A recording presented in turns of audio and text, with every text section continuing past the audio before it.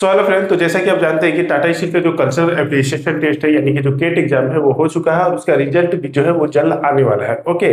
अब बहुत दोस्तों के द्वारा ये रिक्वेस्ट है कि जो अब नेक्स्ट राउंड होने वाला है इंटरव्यू यानी कि जो टाटा स्टील का जो एपी एग्जाम का इंटरव्यू होने वाला है, तो उसके लिए हम कैसे प्रिपरेशन करें, किन किन बातों का ध्यान रखें, ठीक है, क्या टिप्स होगा, ठीक है, किस तरह से हम इजिली इंटरव्यू अटेंड कर सकते हैं और क्वालिफाई कर सकते हैं, ठीक है। तो इसको लेकर एक वीडियो बनाने के लिए तो आज का वीडियो जो है वो इसी के बेसिस पे होगा कि टाटा स्टील का जो एपी एग्जामिनेशन इंटरव्यू होने वाला है वो उसके लिए आपको कैसे प्रिपेयर करना है, क्या टिप्स को आपको ध्यान में रखना है। ओके, तो चलिए वीडियो को करते हैं start. Tata steel AP interview 2026, तो अभी जल्दी ये इंटरव्यू होने वाला है। अभी जैसे केट का रिजल्ट आ जाएगा उसके बाद तुरंत 5-6 दिनों में इंटरव्यू भी जो है वो करवा लिया जाएगा। ओके। प्रीवियस ईयर में जो इंटरव्यू का अगर मोड की बात करें तो इसमें जो इंटरव्यू होगा वो ऑफलाइन हुआ था, ठीक है, ऑफलाइन हुआ था। यानी कि आपको जब मेल आएगा और मेल में आपको प्लेस लिख दिया रहेगा, ठीक है, कि किस डेट को जाना है, कहाँ पर जाना है। ओके, तो ये प्रीवियस ईयर का एनालिसिस है।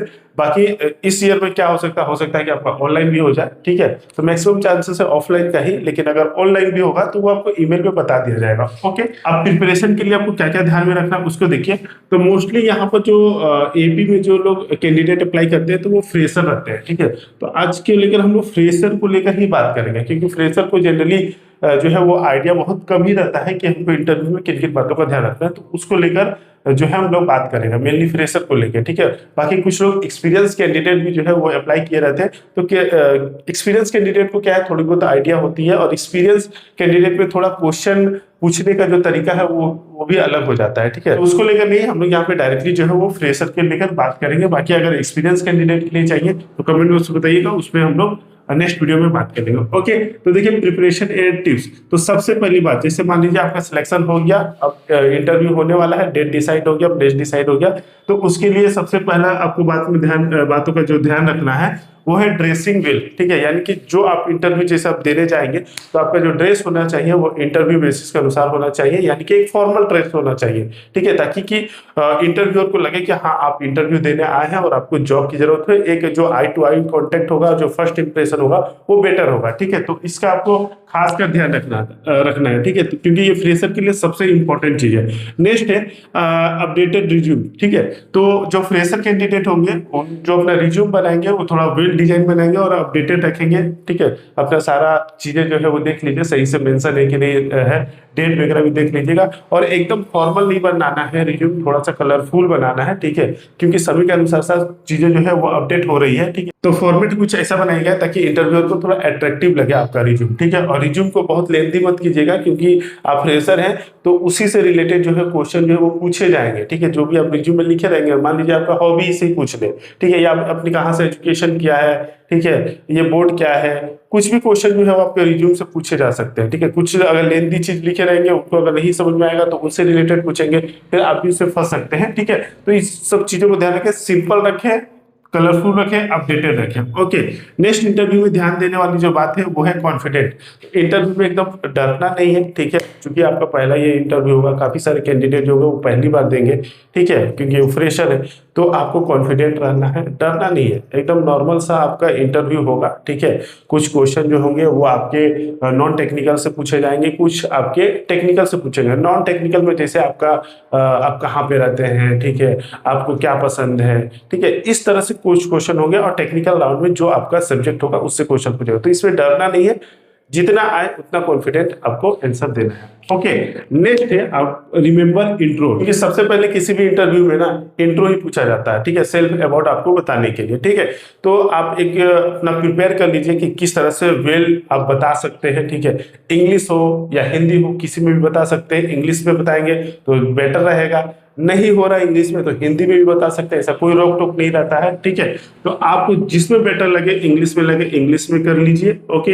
हिंदी में लगता है हिंदी में कर लीजिए, जिसमें आपको अच्छा लगे, ठीक है।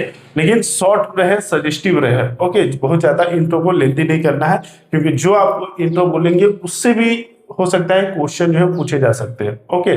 तो मान लीजिए आपने कहीं पे अगर ट्रेनिंग किया है तो ट्रेनिंग के बारे में अगर अच्छे से जानकारी है तो वो बता दीजिएगा, और उससे हो सकता है क्वेश्चन पूछे जा सकते हैं। याद रखिएगा ये इंटरव्यू में कहीं से भी जो क्वेश्चन है वो पूछे जा सकते हैं, कोई इसका लिमिट नहीं होता, कोई क्वेश्चन का सोर्स नहीं होता है, ठीक है। जो आपके पास है, चूंकि आप फ्रेशर है तो जो आपके पास है उसी से क्वेश्चन जो है पूछ लिया जाएगा। ओके, नेक्स्ट सबसे इंपॉर्टेंट चीज है जो कि एक फ्रेशर से पूछा जाता है कि आपका फेवरेट सब्जेक्ट कौन है। तो पहले से ही आप अपने फेवरेट सब्जेक्ट सोच के रखिए, उसका प्रिपरेशन कर लीजिए। सपोज मान लीजिए आपसे आप मैकेनिकल के ब्रांच से हैं, ठीक है, आपसे पूछ लिया गया कि आपका फेवरेट सब्जेक्ट कौन है। जैसे आपने बोल दिया कि ठीक है मेरा थर्मोडायनेमिक्स है, या किसी ने बोल दिया कि पावर प्लांट इंजीनियरिंग है, तो उससे अब क्वेश्चन जो है पूछे जाएंगे, क्योंकि जो एक्सपीरियंस कैंडिडेट जो सामने इंटरव्यू बैठा हुआ है वो एक एक्सपीरियंस कैंडिडेट है, उनको सब आइडिया है, ठीक है। तो आपका एक फेवरेट सब्जेक्ट से मान लीजिए थर्मल पावर प्लांट से पूछ लिया कि बॉयलर क्या होता है बताने के लिए, तो अगर आपको अच्छे से पता है तो आप बता दीजिए, क्योंकि उनको बहुत ही अच्छे से पता है, ठीक है। सामने वाले को आप घुमा नहीं सकते हैं, तो जितना पता है उतना ही आंसर जो है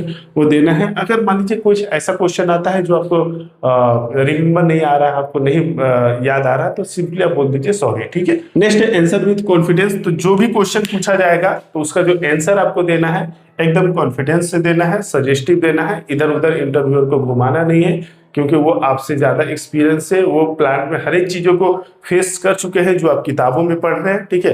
तो इसलिए आप उनको घुमा नहीं सकते, आप जैसे घुमाएंगे वो समझ जाएंगे और फिर डिस्क्वालीफाई कर देंगे। ओके, तो इसलिए जितना हो सके उतना सजेस्टिव और उतना ऑनेस्टी आंसर आपको देना है। नहीं आ रहा है सीधा सॉरी बोल देना है, ठीक है। नेक्स्ट क्वेश्चन आपके पास आ जाएगा, और जो भी आपको आंसर देना है कॉन्फिडेंस से दीजिए, हल्का स्माइल करते हुए दीजिए। इंटरव्यू में जितने सारे मेंबर हैं चारों तरफ देखते हुए आपको हल्का स्माइल के साथ जो है सजेस्टिव और बेटर आंसर देने का ट्राई करना है। ओके, तो यही हो गया आज की वीडियो में। तो इन सारी चीजों को आपको ध्यान में रखना है। बाकी टिप्स अच्छा लगा तो चैनल को सब्सक्राइब कर लीजिएगा, ताकि इससे रिलेटेड और भी अपडेटेड वीडियो जो है वो आते रहेंगे, ठीक है। चाहे वो जॉब से रिलेटेड हो या कैरियर से रिलेटेड हो। ओके, तो चलिए अब हम लोग मिलेंगे नेक्स्ट वीडियो में, तब तक के लिए जय हिंद।